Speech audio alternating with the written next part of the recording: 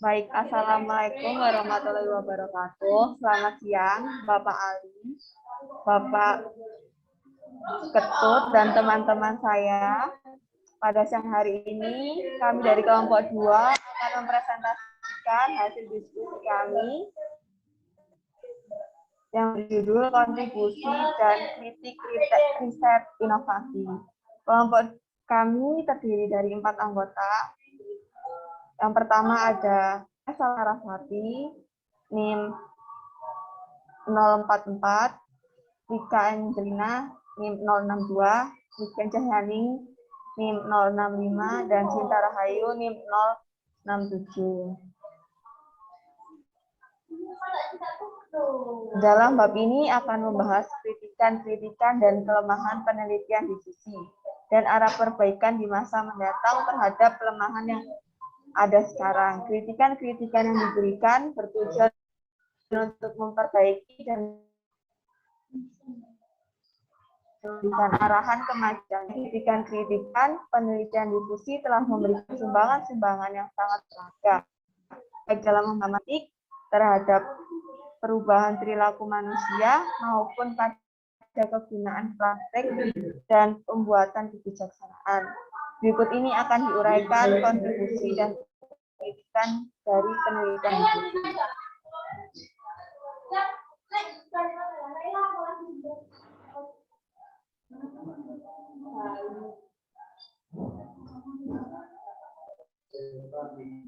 Akan dibahas ada 10. Yang pertama, kontribusi atau dukungan dan status penelitian diskusi ini. Yang kedua, ada kritik dari penelitian diskusi. Ketiga, kritik terhadap difusi inovasi. Yang keempat, kecondongan pro inovasi dalam penelitian diskusi. Yang kelima, alasan-alasan terjadinya kecondongan pro inovasi. Yang keenam, kesalahan individu dan difusi inovasi. Yang ketujuh, mengatasi kecondongan menyalahkan orang dalam hal individu. Yang kedelapan, ada alternatif terhadap penelitian diskusi. Yang kesembilan, sistem sosial dan diskusi. Dan yang terakhir, kesenjangan sosial ekonomi dan diskusi. Selanjutnya akan dibacakan oleh rekan saya, Saudari Rika. Baik, terima kasih kepada moderator. Di sini saya akan menjelaskan tentang kontribusi atau dukungan dan status penelitian difusi ini. Dalam ilmu sosial, difusi inovasi sangat penting, terutama berinteraksi dengan individu melalui saluran tertentu dan dalam waktu tertentu agar sistem yang ada pada suatu pemerintahan berubah sesuai dengan tuntutan zaman. Oleh karena itu, inovasi terjadi di seluruh masyarakat modern. Penerapan teori dan penelitian difusi ditemukan di banyak tempat. Status penelitian difusi telah cukup maju di mata para sarjana sejak Figel dan Kivlin memberi penilaian. Misalnya dalam salah satu kajiannya dikatakan inovasi telah bangkit pada dekade terakhir sebagai bidang ilmu sosial yang kemungkinan paling modern, menurut Down dan Moore tahun 1976. Selanjutnya yaitu kritik dari penelitian difusi.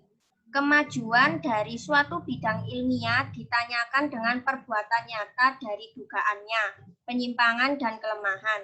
Jika tahun 1940-an ditandai sebagai tonggak perumusan paradigma difusi, tahun 1950-an adalah suatu masa perkembangbiakan kajian difusi Amerika Serikat.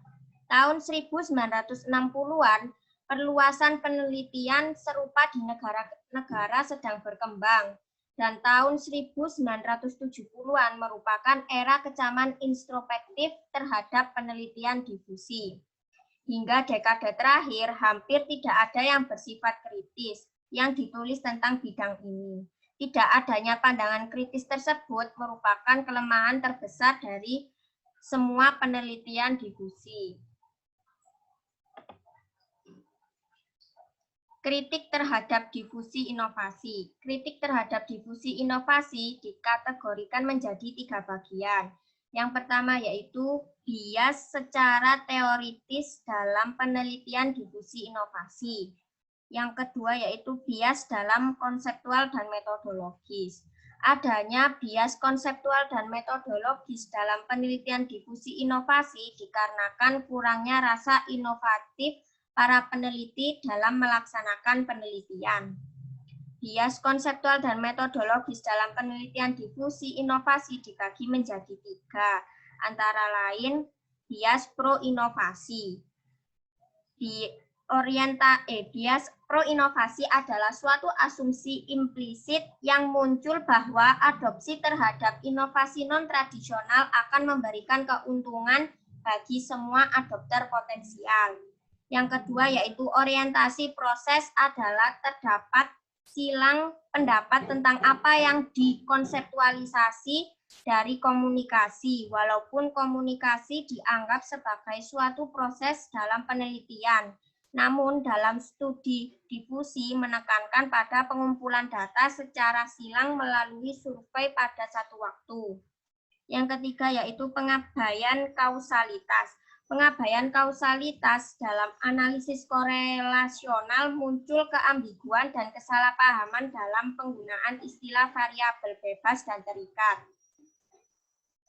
Untuk yang terakhir, kritik terhadap difusi inovasi yaitu batasan sosial struktural pada difusi inovasi. Selanjutnya, saya kembalikan kepada moderator. Baik, terima kasih untuk pemaparan dari Saudari Rika. Selanjutnya akan disampaikan oleh rekan saya, Saudari Sinta. Silakan. Baik, terima kasih moderator. Di sini saya akan melanjutkan presentasi tentang kecondongan pro-inovasi dalam penelitian difusi. Kecondongan pro-inovasi merupakan implikasi kebanyakan penelitian difusi yang berasumsi bahwa suatu inovasi harus disebarkan dan diadopsi oleh semua anggota suatu sistem sosial, menyebar dengan cepat, dan inovasi itu tidak boleh direinvensi atau ditolak.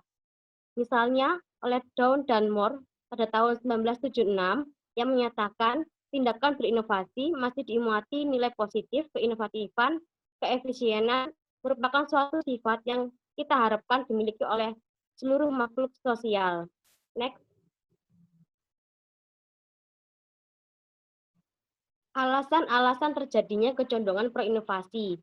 Penyebab terjadinya kecondongan pro-inovasi dalam penelitian difusi yaitu sebagai berikut. 1. Banyak penelitian difusi yang dibiayai oleh lembaga-lembaga pembaruan. Lembaga-lembaga itu punya kecondongan pro-inovasi karena usaha mereka adalah mempromosikan inovasi, dan pandangan ini seringkali diterima oleh banyak peneliti yang karyanya itu mereka sendiri. Yang kedua, difusi yang berhasil meninggalkan suatu kecepatan adopsi yang dapat diselidiki secara retrospektif oleh para peneliti difusi. Sedangkan difusi yang gagal tidak meninggalkan jejak yang bisa dilihat dan bisa dikaji dengan mudah. Misalnya suatu inovasi yang ditolak atau tidak berlanjut tidak mudah dikenali dan diselidiki oleh peneliti dengan hanya menanyai orang-orang yang menolak atau menghentikan penggunaan suatu inovasi. Next. Kesalahan individu dan difusi inovasi. Variabel-variabel yang digunakan dalam model-model difusi untuk memprediksi keinovatifan yang kemudian dikonseptualisasikan menjadi penunjuk keberhasilan atau kegagalan individu di dalam sistem itu dan bukannya penunjuk keberhasilan atau kegagalan sistem sendiri. Havens 1975. Contoh-contoh variabel kesalahan individu seperti itu yang telah dikorelasikan dengan keinovatifan orang dalam penyelidikan difusi di masa lalu yang meliputi pendidikan formal, luasnya operasi lahan garapan, penghasilan kekosmopolitan, dan terpaan media massa. Misalnya dalam bentuk kredit untuk membeli inovasi, tetapi jarang dimasukkan dalam publikasi-publikasi penelitian difusi bahwa sumber atau saluran difusi barangkali salah atau tidak memberikan informasi yang tepat atau gagal membantu anggota masyarakat yang kurang berpendidikan yang mampu sangat perlu bantuan. Untuk selanjutnya akan disampaikan oleh Saudari Laras.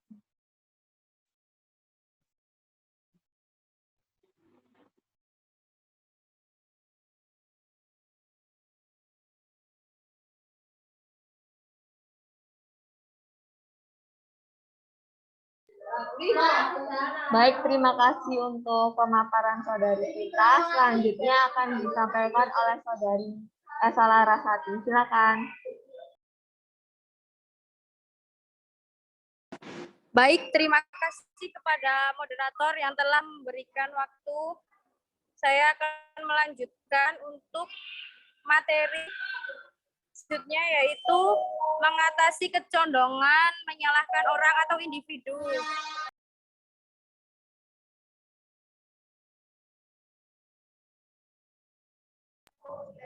Pada kasus kecondongan pro-inovasi, dalam penelitian difusi, mungkin salah satu cara terpenting untuk mencegah kecondongan menyalahkan orang, yaitu menyadari bahwa hal itu ada.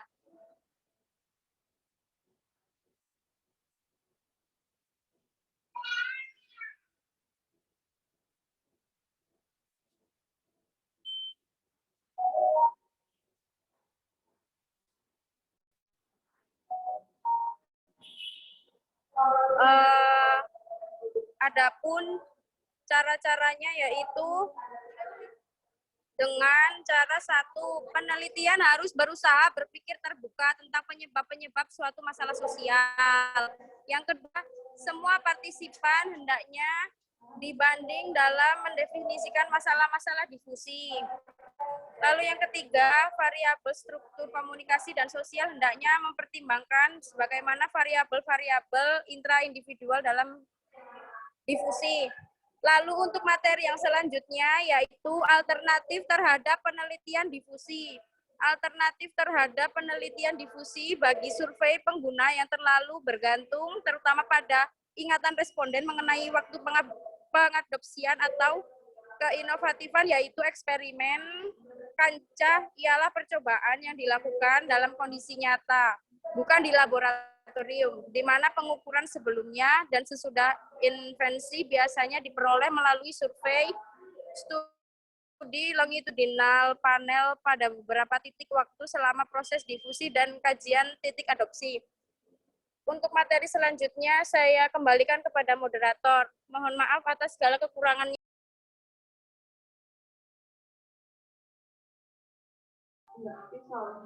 Baik, terima kasih Saudari Esa. Selanjutnya akan saya lanjutkan. Sistem sosial dan difusi. Model difusi klasik disusun dalam kondisi sosial budaya yang sangat berbeda dengan kondisi sosial budaya Amerika Latin. Dan karena itu, Bordenave mengemukakan bila model itu digunakan dengan sembrono, ia tidak akan menyentuh isu dasar seperti perubahan struktur sosial. Ilmuwan yang mengatakan bahwa ia ingin melakukan penelitian tanpa memasukkan dirinya ke dalam satu pun cara-cara mengubah struktur masyarakat, sebetulnya sama dengan orang yang percaya terhadap penelitian sebagai suatu alat untuk memasukkan jalan pikirannya ke arah perubahan manusia dan masyarakat. Di Amerika Latin, Afrika, dan Asia, penelitian difusi cenderung mengabaikan konteks struktur sosial di mana penelitian itu dilakukan.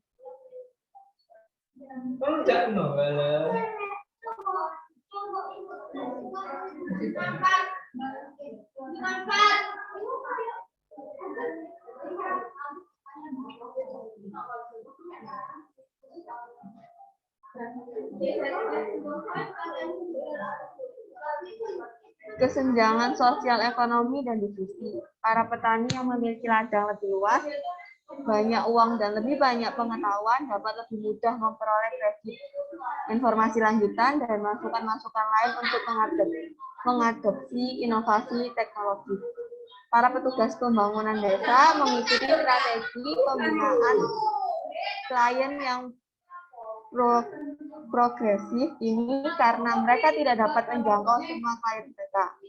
Maka mereka memusatkan usahanya pada klien yang paling responsif, yang biasanya sepadan dengan mereka. Dengan kata lain, orang-orang yang mempunyai sumber-sumber lebih besar biasanya memperoleh keuntungan lebih banyak dari inovasi yang diperkenalkan oleh lembaga pembangunan daripada mereka yang sumber-sumbernya lebih kecil, sehingga dengan demikian memperlebar kesenjangan keuntungan sosial ekonomi. Yang presentasi dari kelompok 2. Terima kasih atas perhatiannya. Untuk teman-teman yang ingin bertanya, silakan langsung menulis di kolom komentar. Terima kasih. Mohon maaf bila ada kesalahan dan dalam pengucapan dan tingkah laku. Selamat siang. Assalamualaikum warahmatullahi wabarakatuh.